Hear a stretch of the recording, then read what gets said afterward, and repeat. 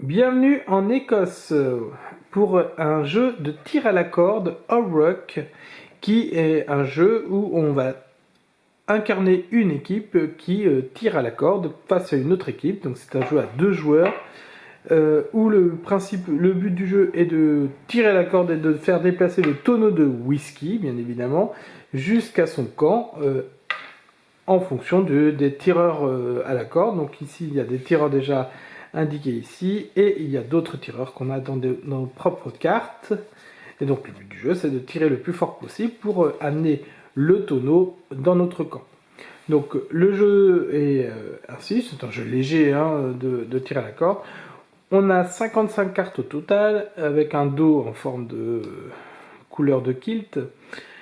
Sur les 55 cartes, on partage en 2 paquets de 20, donc qui fait 40, et les 15 autres restent sur le côté. Donc on n'utilise pas toutes les cartes à toutes les manches.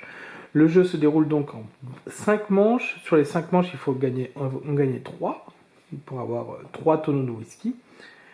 Il y a une règle de mise en place, de préparation d'équipe que je vais expliquer à la fin de la vidéo, puisque d'abord, il vaut mieux faire une règle classique où on n'a pas formé les équipes, où les tas ont été déterminés de manière totalement aléatoire. Et là, je vais expliquer les règles. Et ensuite, on peut utiliser une règle de formation des équipes qui est un petit peu une règle expert. Nous, quand on joue avec la règle classique, la règle facile, on pose le tonneau au milieu ici pour éviter que l'un des deux soit avantagé. Dans la règle, c'est marqué que c'est le plus jeune joueur qui doit récupérer le tonneau dans son camp. Nous, on trouve ça plus malin de le mettre au milieu. Comment on joue? Donc, on joue avec 6 cartes. On prend 6 cartes, chaque joueur, et on joue chacun son tour. Donc, le premier joueur est désigné au hasard. Parmi les cartes, il y a des cartes de tir et des cartes action. Alors là, j'ai pris beaucoup trop de cartes action. Je vais prendre plus de cartes de tir. Donc on pioche 6 cartes qui sont ici. Elles ont chacune une couleur, donc rouge, bleu, vert, ou des cartes actions qui n'ont pas de couleur. Alors ici c'est marqué en allemand, mais si vous regardez bien, moi j'ai la petite traduction en français ici, parce que j'ai acheté ce jeu en allemand, parce qu'il est quasiment introuvable en français. À son tour de jeu, on joue une carte dans son camp ou dans le camp adverse qui permet de changer les valeurs des pions. Des joueurs. Donc par exemple, si je veux jouer mon 1 bleu, je vais plutôt le jouer chez l'autre, parce que c'est un petit faiblard, plutôt que chez moi. Une fois que j'ai joué ma carte, l'autre joueur joue sa carte. Donc par exemple, lui, il joue un très mauvais exemple, un 1 vert qui joue chez moi. Moi, je joue un 3 rouge chez moi. Et lui, par exemple, il peut décider de jouer un très mauvais exemple, un 3 rouge chez lui. Et hop, voilà. Jusqu'au moment où moi je décide de jouer un 2 avec écrit, regardez, Rock, qui veut dire tirer. Donc je pose mon Rock, et bien sûr, là c'est une très mauvaise préparation. Hop, je vais changer tout ça. Je vais mettre moi le 1 sur le 3, donc du coup vous voyez les cartes s'empilent. Et donc si je joue mon Rock, là c'est à dire qu'on fait un tir à la corde, c'est à dire on fait un test de puissance.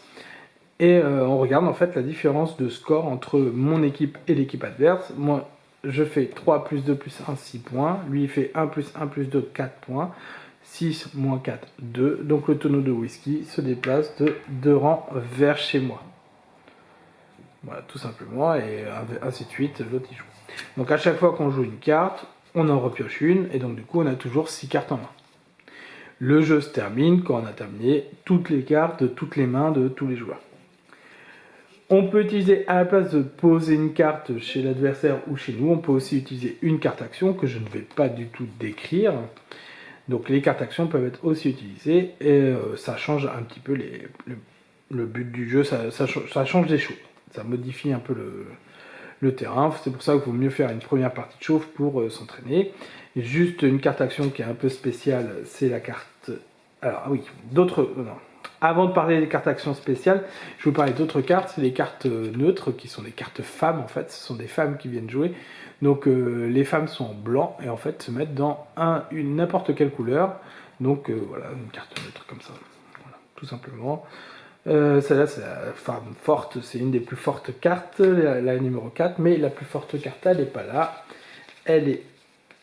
Je vais la trouver, je vais bien finir par la trouver. Hop. Et bien sûr, ça va être une des cartes que je n'ai pas prévues. J'aurais dû prévoir le jeu. Alors voilà, donc, et la plus forte carte, c'est celle-là, c'est le 6 Nessie. Et oui, le Loch Ness est dans ce jeu-là. Et donc c'est une femme. Donc c'est une femme qui se pose quelque part, elle est de niveau 6. Alors il faut faire attention puisqu'il y a une carte... Alors en allemand ça se dit Ungerlich. Celui qui a Nessie perd la partie. Donc il faut faire attention. Voilà. Donc on peut par exemple... Un des combos possibles, c'est de mettre Nessie sur le jeu de l'autre et ensuite de jouer cette carte. Et du coup on a gagné directement. Comment on gagne sinon? De manière générale, on gagne en important le tonneau dans son camp, finalement dans son camp, et là on gagne une manche, on remet toutes les cartes en jeu, on remue, et on relance 20 cartes aux deux joueurs, et c'est parti. Donc voilà, jeu très léger, jeu très facile, il suffit de lire les cartes actions qui sont assez simples à comprendre. Dans la règle, c'est bien expliqué, donc tout fonctionne bien si jamais vous avez des doutes. Maintenant, on va parler juste de la mise en place de la formation des équipes. La formation des équipes se passe un peu différemment, surtout au début. Que au début, en fait. On donne 20 cartes à chaque joueur. Voilà, toujours la même chose. Il y a 15 cartes qui sont mises de côté. Les 20 cartes, chaque joueur les regarde. Et en fait, chaque joueur va prendre les cartes 2 par 2. Va regarder les cartes et va choisir celle-là. Je la garde pour l'autre, et celle-là, je la garde pour moi. Et ainsi de suite. Donc il va former son équipe, l'équipe pour lui, pour l'autre. Et ainsi de suite. Donc il fait un choix rapide, donc il doit être rapide, entre pour l'autre, pour lui. Donc il dépense ses 20 cartes comme ça, il forme 2 tas de 10 cartes, et du coup il va donner le tas pour l'autre joueur, il va le donner à l'autre, et il va garder le tas pour lui.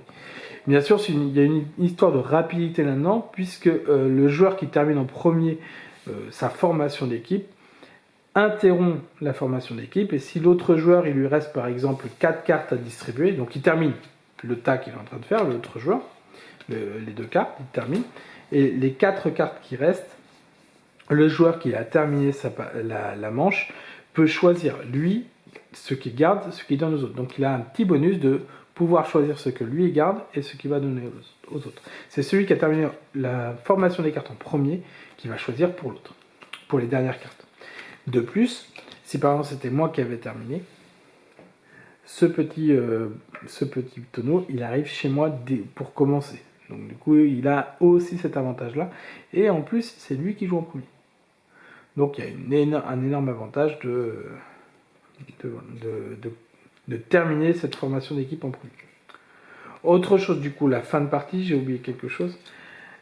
Pour la fin de partie, il peut y avoir des joueurs qui ont plus de cartes que d'autres, puisqu'il y a des pouvoirs spéciaux qui font gagner plus de cartes. Eh bien, le joueur qui a plus de cartes continue à jouer plus longtemps. On termine toutes les cartes. Donc il peut y avoir un joueur à la fin qui termine en jouant 3 ou 4 fois de suite. C'est possible. Voilà pour OIS, Obrock, donc un jeu très simple, très agréable, très léger.